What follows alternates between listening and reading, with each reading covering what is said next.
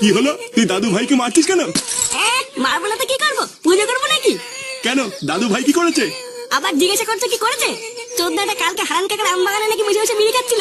হারান কাকা ওকে বিড়ি খেতে মানা করেছিল, আর হারান কাকাকে নাকি ও শান্তি ছিল বলে পালিয়েছে। বোধার বেলা আজকে ওর জন্য হারান কাকা আমাকে রাস্তার মাঝখানে উল্টো পাল্টা কথা বললো। আমি কি একা খাইছি নাকি? হারান কাকার নাতিও তো ছিল আমার সাথে।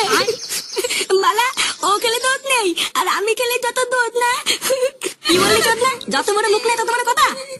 তুই দাদু ভাইকে বকতিস কেন এইভাবে? বাচ্চা মানুষ এটা ভুল করে ফেলেছে, তো কি হয়েছে? কি হয়েছে মানে? লেওড়া তোমার জন্য আজকে ও এতবার বেড়েছে।